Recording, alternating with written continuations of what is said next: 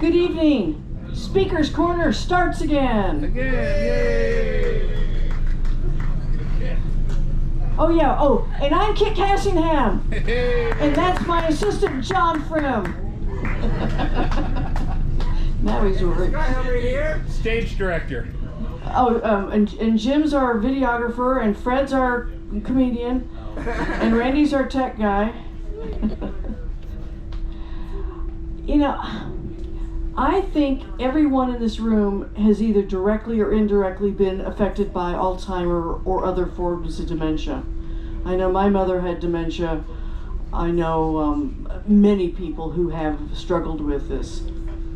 Kevin knows a lot about Alzheimer's. It seems to be a passion of his that he has studied, and he has been a fundraiser for it through his, was it called Duplicate Bridge? Yes. Duplicate Bridge that he did in his past life. But he wants to talk tonight about progress in defeating Alzheimer's disease and other dementias.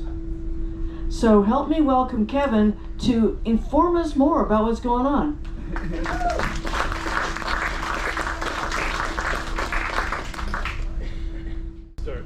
I'm not an accomplished public speaker, at least I don't think I am.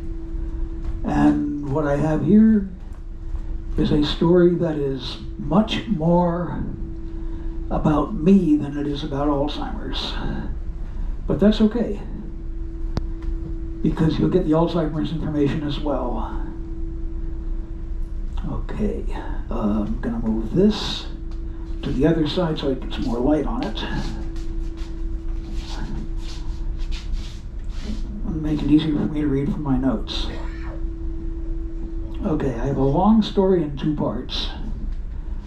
The first part is about my grandmother O'Brien, who lived her last few years with severe dementia. And this was back in the 70s, before they had really figured out exactly how to separate and define different dementias. The definition of dementia is a progressive worsening of symptoms leading to a complete dependency on others for care. My family took off and went to Australia for Dad's work and left me in eastern Massachusetts, the Boston area, where my grandmother was living. She was living in a facility independently by herself. There were several people in the different parts of what used to be an mansion,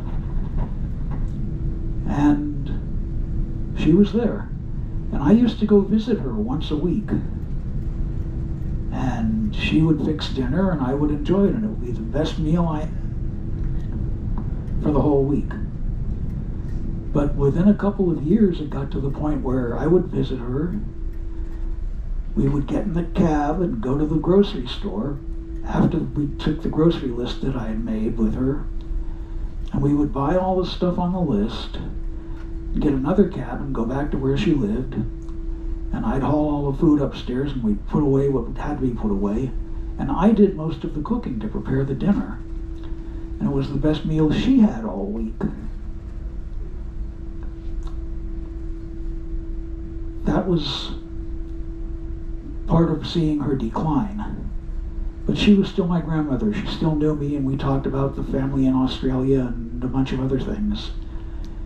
Sometimes I'd go through her mail and help her sort out things that needed to be done and help her get some of it done. In a couple of years after that, Dad got a second assignment in Australia, and he had what they called a turnabout, which was a couple of months in the United States in between the two tours. And he got Grandma moved into a different facility and hired somebody to take care of her finances for her. And I used to visit her in that facility, and things had gotten really bad. She was living between 1919 and 1921, the years between the end of World War I and when she got married. And I would visit, and she would confuse me for one of her 3 surviving brothers.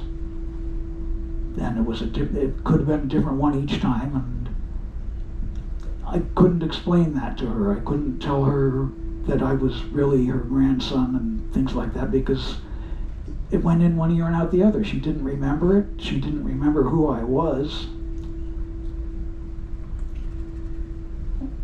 And shortly after that, I had a life change, and I moved to Virginia.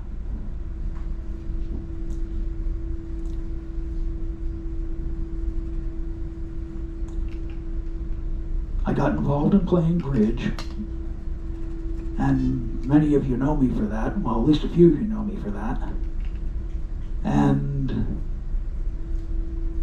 I was awakened one Saturday morning by a phone call from an up-and-coming young bridge player who had taken it upon herself to get involved with something called the Longest Day, which is a fundraising campaign for Alzheimer's Association. Well, I knew a little bit about dementias, and I knew a little bit about Alzheimer's because I'd done some reading. And the idea for this Longest Day program was, on the longest day of the year, we're going to do something about Alzheimer's disease. We're going to put together a group of friends and do something we love doing, and find a way to raise money for Alzheimer's Association while we're doing it. So she said, we're going to get everybody together and play bridge in this one location on the appropriate day that was set aside for us. And how much money should we charge beyond our normal entry fee so that we can have enough left over to make a substantial contribution to Alzheimer's Association? I don't know why, but I knew the answer. Charge $0. Let them play for free. People know what this disease is. They know how it's affected them and their relatives and their families, and they will be quite willing to contribute what they think is an appropriate amount. And combined with things like getting the landlords to reduce or eliminate the cost of the facility, and larger gifts from people who would support us in advance, we managed to make it work. And the team from Northern Virginia and suburban Maryland and DC, called the Bridge Heroes team, was usually among the top 10 teams in the bridge arena from 2013, when this program started, all the way through last year. I had a prop for that somewhere.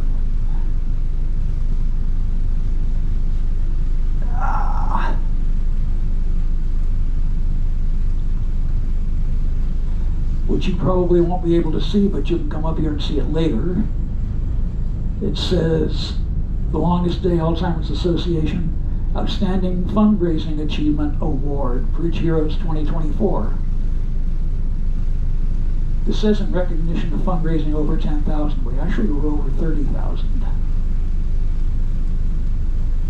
It doesn't mean that I was a great fundraiser. What it meant was that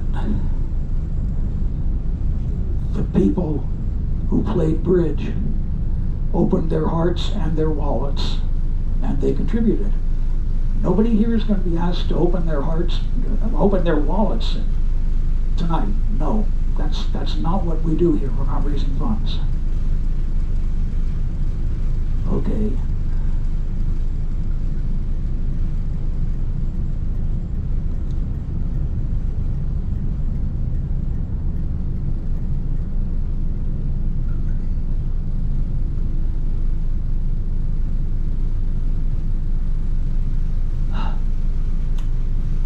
to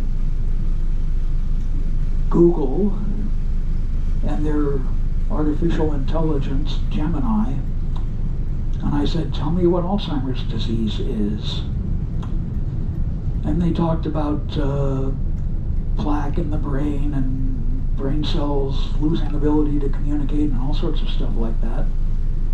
And you will get a link to that tomorrow or the next day, but I don't have it with me tonight.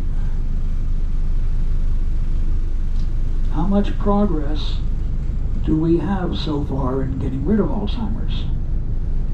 Hardly any. What we do have is 2 drugs that are approved and distributed through Medicare and Medicaid, and they have lists of side effects a mile long and all sorts of stuff like that. But for many people, they're worth having because they reduce the speed at which Alzheimer's can degenerate these cells. And I have the names of those, but I don't have them in front of me either. That comes in the handout that you will see on Circle and on WhatsApp tomorrow or the next day, depending on how fast I can put it together. Okay.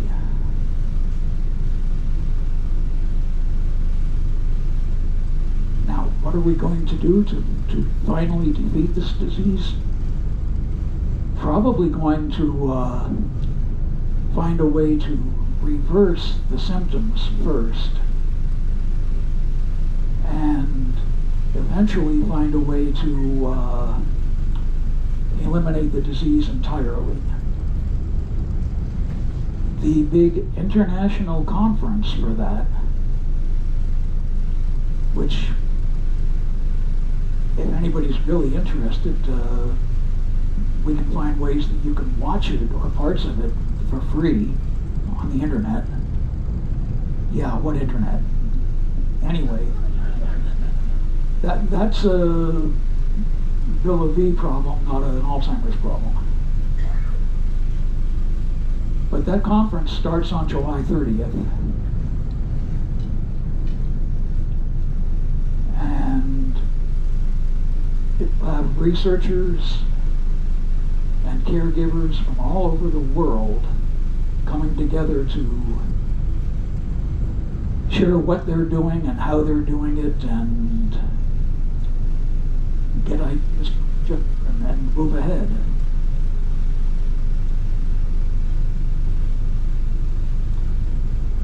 Alzheimer's Association is the center of all of this, because Alzheimer's Association deals with education, some of which you've seen and some of which you will see later tonight. And not only do they fund studies and research, they also have created some of them themselves. And this is worldwide. And they also provide information and sometimes direct assistance with respite for caregivers and assistance with caregiving.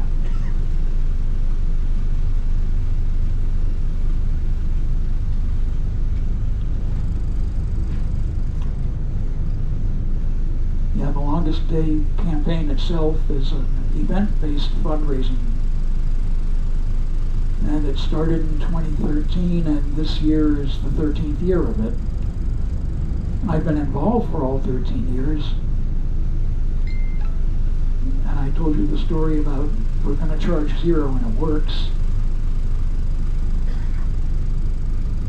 And I've actually been the captain of a local team for the fundraising from 2020 through 2024, and I guess I am this year too, so that makes 6 years.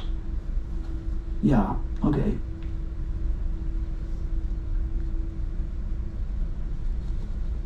Now we come to the part 2 of the long story. I got off the Odyssey in San Diego, and on June 15th, I went to play in a longest day bridge fundraising by the San Diego Bridge Unit. And then I got back on the ship and had dinner and slept the night and got up the next morning and went to the airport and flew to Virginia, where I had a whole bunch of stuff I needed to get done. And my brother and his wife offered to put me up while I was there, because it was only a few days. And they came to the airport to pick me up. I was a little bit surprised that his wife was driving, because normally he does the driving. We got to their house, unloaded all my stuff, which wasn't all that much, and then they sat me down and told me that he'd had a bunch of medical tests recently, and they had diagnosed him with early stage Parkinson's disease and early stage Alzheimer's. This is my kid brother, 20 months younger than me, and we obviously didn't get all the same genes, but we got all our genes from the same gene pool. I myself don't remember as much as I used to, and I get hazy sometimes about that kind of stuff. Am I going to be the next one to get Alzheimer's? I don't know.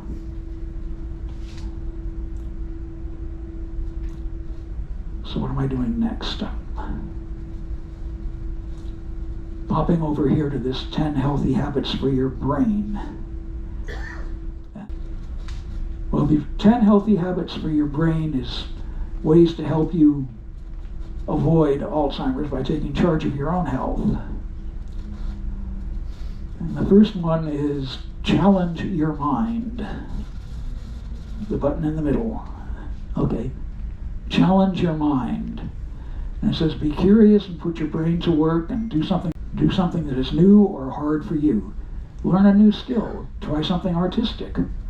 Challenging your mind may have short and long-term benefits for your brain. Stay in school. Continue your own education by taking a class at a local library, college, or online. Protect your head. Basically, it says help prevent an injury to your head, wear a helmet for activities like biking, and wear a seatbelt.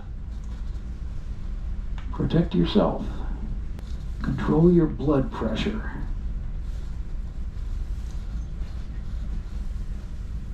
And then it goes on to talk about diabetes. So eat right. Eating healthier foods can help reduce your risk of cognitive decline. We actually get some help from that from the chefs here and the people who go out and buy the food that they prepare. Be smoke-free. Manage diabetes.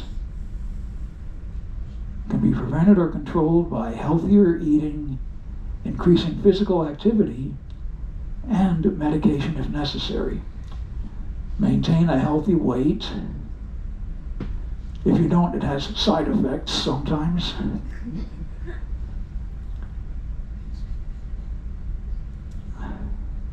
Get moving.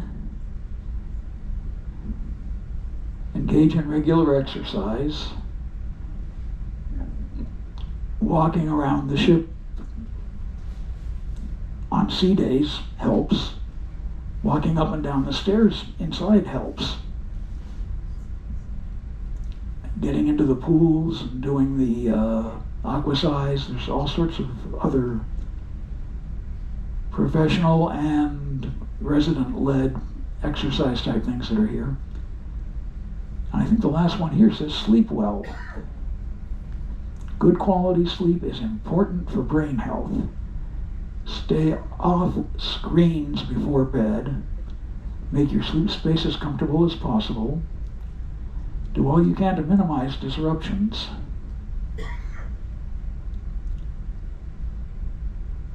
If you have sleep-related problems, talk to a healthcare provider. Well, we do have healthcare providers here on the ship. Who here has had family members with Alzheimer's disease? I should raise 2 hands now. Who here fears Alzheimer in themselves? Well, that's me.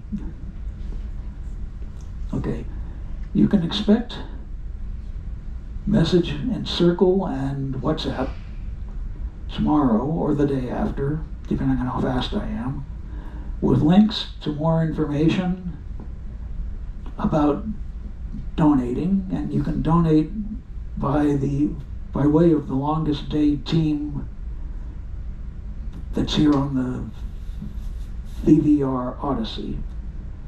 The other thing that I was going to say in there somewhere was, because I've been so involved with Alzheimer's Association over the years, they put me on their mailing list, and I didn't get taken off. I didn't take myself off the list. And they sent out a survey last year to select members on the mailing list and said, how do you want the information we're giving about Alzheimer's? And the overwhelming answer was, you're drowning us in information. Please give us an annual report that just shows highlights, that has lots of links to where we can go for specific information if we want it. Well, that was waiting for me in mail that was accumulating at my brother's. But after I looked at it and studied it a little bit, I said to him, you and Tina, your wife, can use this a whole lot more than I can at this point, so I'm going to leave it with you. And I did. But some of that information will be in what gets distributed in the next couple of days also. In theory, I have time to answer questions. And if that, I can try. No questions? Oh, a question, yes. I have a question. Is there a time frame of when you should have a baseline cognitive study on yourself or your loved ones? Repeat the question. Okay, repeating the question. Is there a timeline for when you should have a study? And the answer is,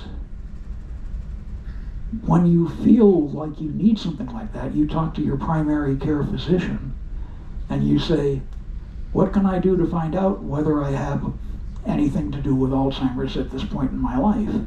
And you follow what they tell you. And if they don't know,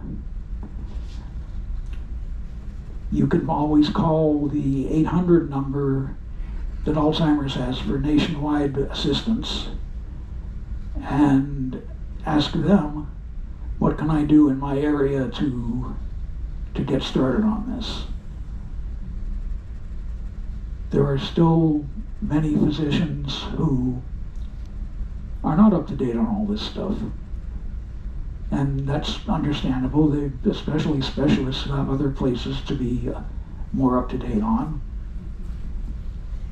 My own primary care physician didn't know anything about it. But I knew where to go because I had connections in the Alzheimer's Association locally, and I went straight to them. More questions? There's one over there, Kevin. Ah, I see a hand waving. Is there a strong genetic link, and if so, do you know how significant the genetic link is? The answer to both of those questions is I don't know. Okay. I can poke a couple of buttons on the internet and ask a few questions and maybe get an answer which might show up in what I'm passing out in the next couple days. Thank you. I need to write that down so I don't forget. Okay, is there a genetic component to Alzheimer's diseases? And if your relatives had it, your ancestors, are you going to get it as well? That kind of question. And the answer was, I don't know, I'll try to find out. One more question, yes? I think we all expect to have some sort of mental decline as we age. Is Alzheimer's something that's been around forever and we're just living longer and therefore experiencing it more? The question was about your mental faculties decreasing as you age. That should not be a part of normal aging. That much I know.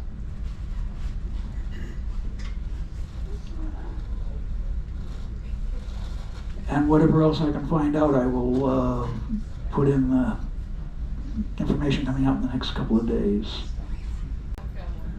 Another question? Phrases. But can someone with Alzheimer's at some level be able to have a discussion with someone about what are they thinking in that moment? How can you talk to someone with Alzheimer's about Alzheimer's? Is that a good way to put your question? Yeah, okay. Well, I couldn't talk to my grandmother about me not being Joe, Fred, or Eddie, but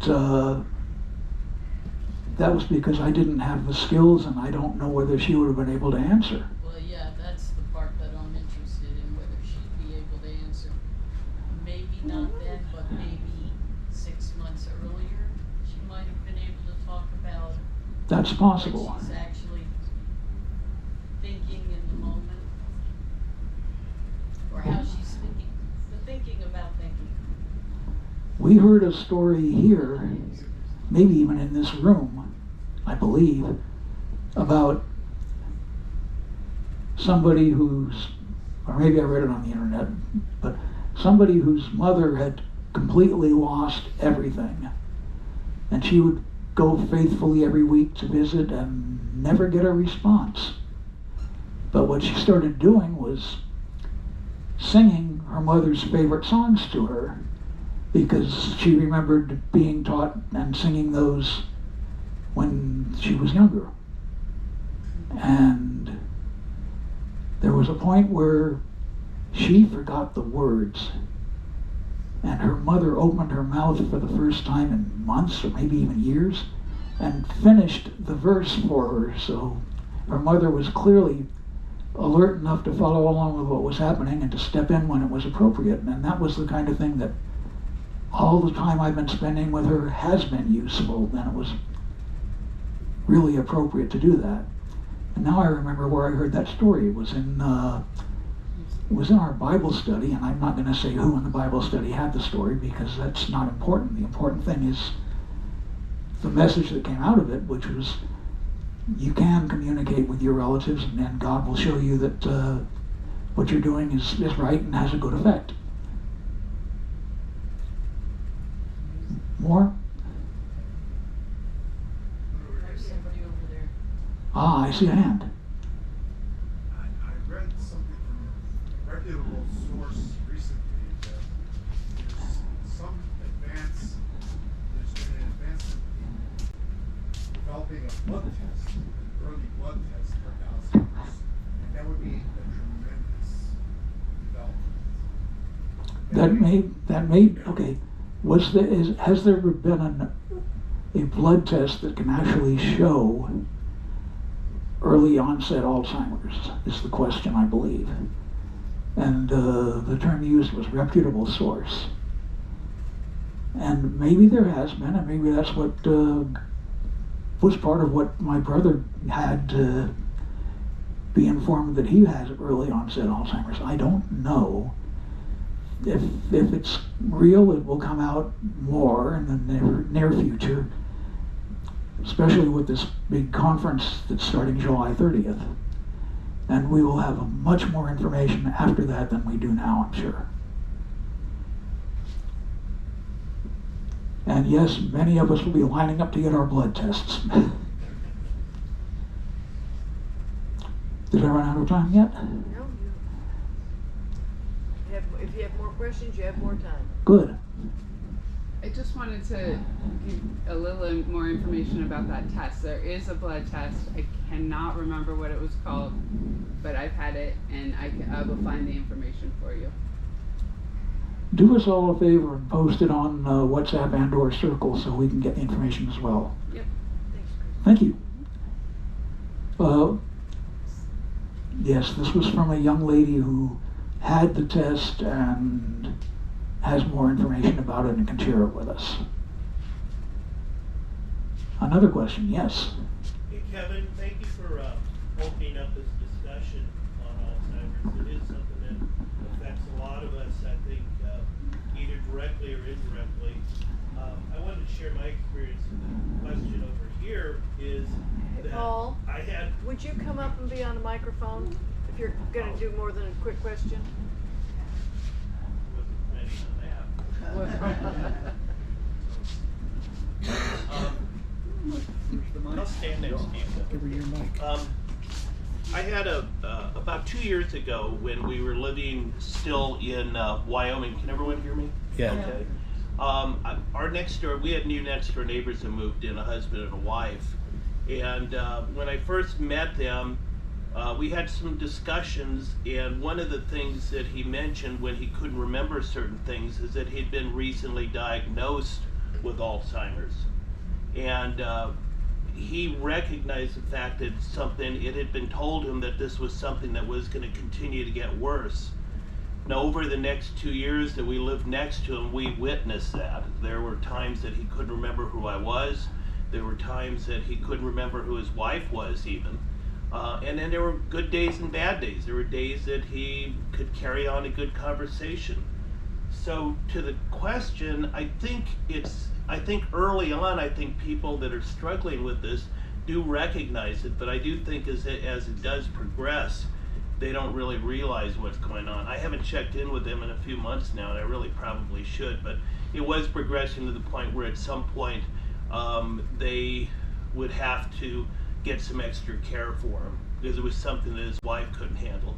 Now the good thing is that we had also found out that there are support groups for family members that are struggling with Alzheimer's too.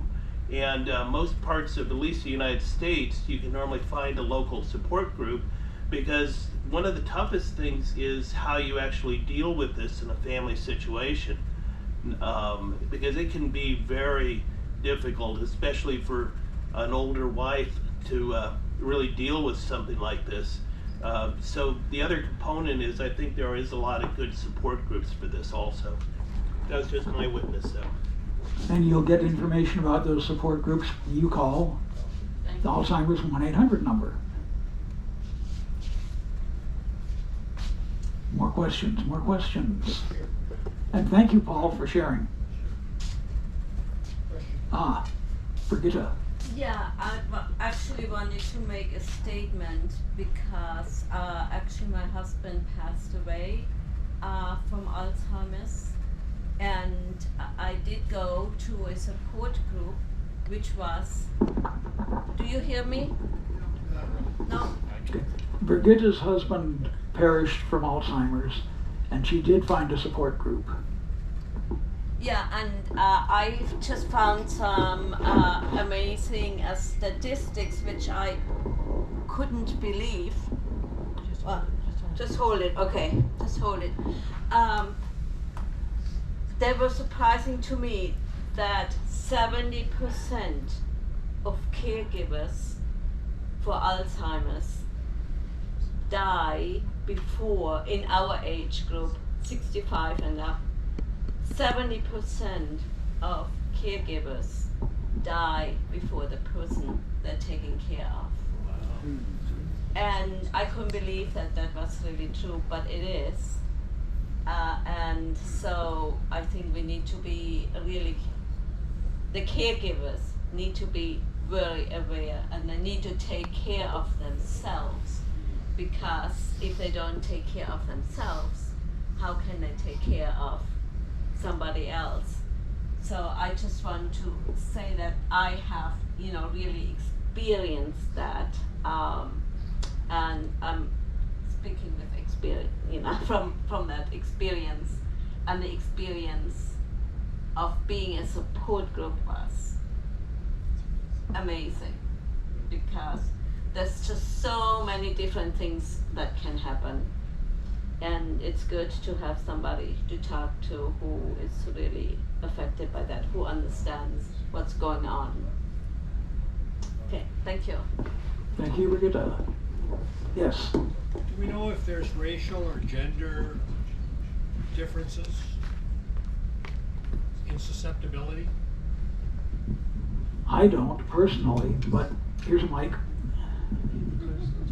Okay, the question was whether there are known racial or gender differences in susceptibility or the likelihood of developing Alzheimer's. And the answer is, I don't know, but I'm sure there have been studies about that, and the results have been published.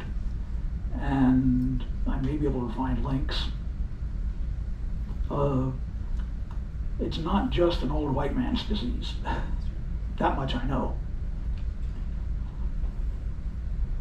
And I didn't mean any offense to any color or racial group or anything when I said that.